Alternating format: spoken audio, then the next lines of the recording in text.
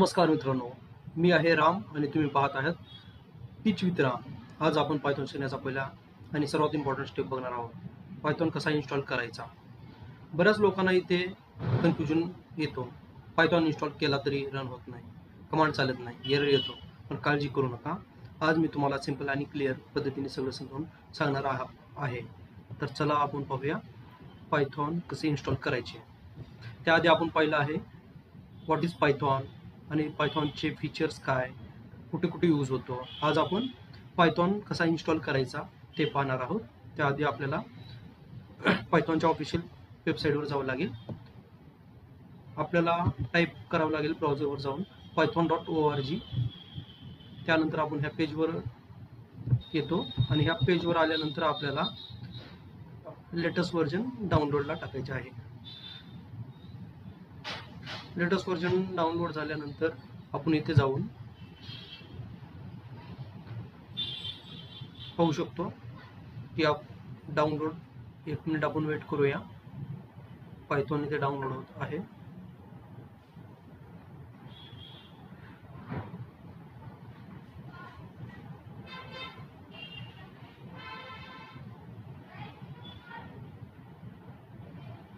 आता डाउनलोड फाईलवर double click करा. इथे खूप मोठी मिस्टेक लोक करतात.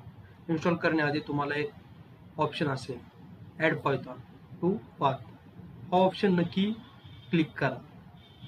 हा ऑप्शन का इम्पॉर्टंट आहे. जर तुम्ही पायथॉन पाथ सिलेक्ट नाही केला तर पायथॉन इन्स्टॉल होईल पण कमांड चालणार नाही.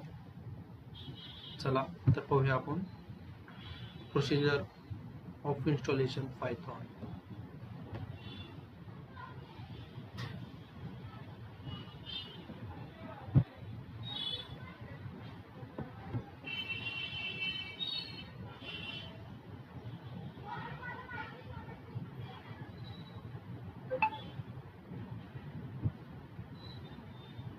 येथे आपल्याला यूज ॲडमिन प्रिव्हिलेज आणि ॲड पाथ क्लिक करायचे आहे.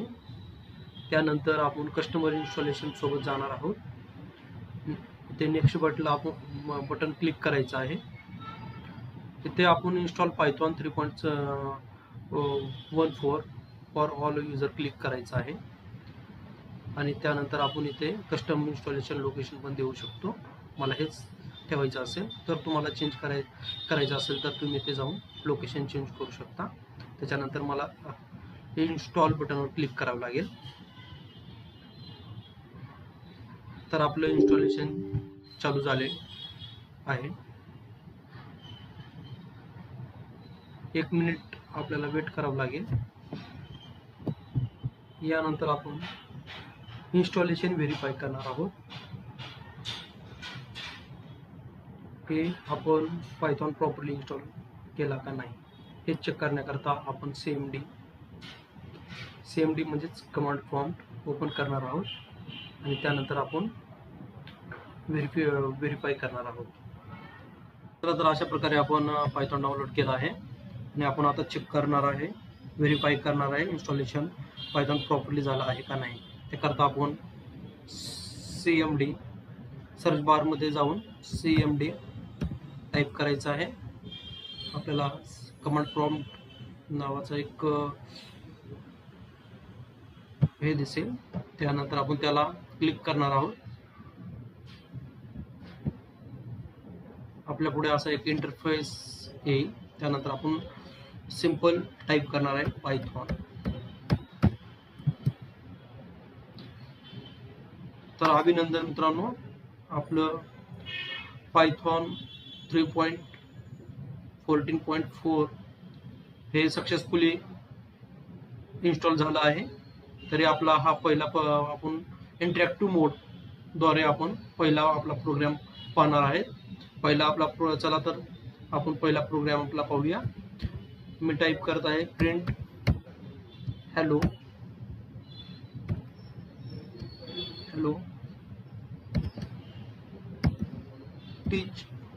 टीच विथ राम.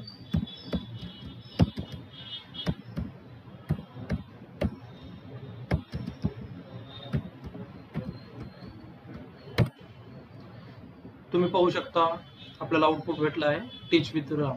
हे झालं इंटरॅक्टिव्ह मोड. आपण दुसऱ्याही वेन आपण आपला प्रोग्राम रन करू शकतो. त्याला स्क्रिप्ट मोड असे म्हणतात. स्क्रिप्ट मोडद्वारे आपण कोड कसा रन केला जातो हे पाहणार आहोत. तर त्यासाठी आपण जाणार आहे पायथॉनची एक आयडी आपल्याला भेटते, ते ओपन करणार आहोत आणि तिथून आपण स्क्रिप्ट मोड आणि इंटरॅक्टिव्ह मोड हे दोन्हीही आपण पाहणार आहोत की कसं रन करायचं. तर चला आपण पहिला आपला एक इंटरॅक्टिव्ह मोडद्वारे आपण पाहूया की प्रिंट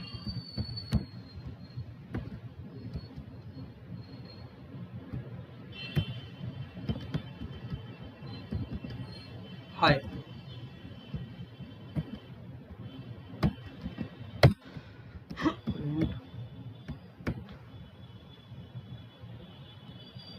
हा एरर कशा पायी आला तुम्ही पाहू शकता. मी इथे डबल इन्व्हर्टर आणि ते सिंगल इन्क्लोजिंग स्ट्रिंग यूज केली आहे. त्याच्याकरता हा एरर आपल्याला सिंटॅक्स एरर हा शो झाला आहे. तर आपल्याला त्याची काळजी घ्यावी लागेल. तर आपल्याला आउटपुट भेटला आहे हाय. तर हा आपण इंटरॅक्टिव्ह मोडद्वारे येथे पाहिलं आहे की आपण इथेही आपण इंटरॅक्टिव्ह मोडचा यूज करून आपण one by one line code आपला प्रिंट करू शकतो. आता आपण पाहणार आहोत स्क्रिप्ट मोड चा यूज करून आपण कोड कसा रन करू शकतो. तर मी पहिल्यांदा न्यू फाईल घेतली आहे. A=10. ए एक व्हेरिएबल आहे आणि त्याच्यामध्ये मी त्या या स्टोरेज मध्ये 10 स्टोअर केले आहे. B=20 आणि प्रिंट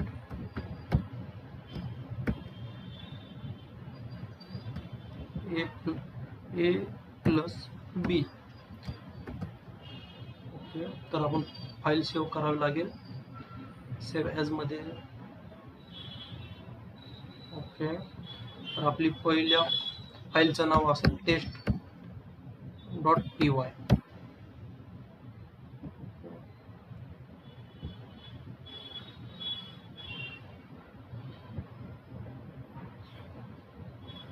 आपल्याला इथे रन मोड आणि आपण पाहू शकता की आपलं आउटपुट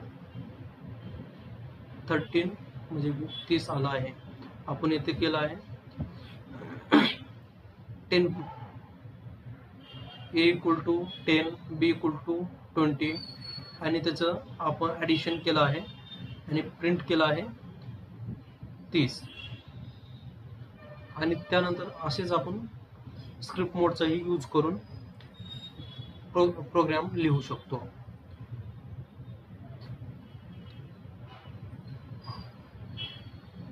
तर आपल्याला पहिल्यांदा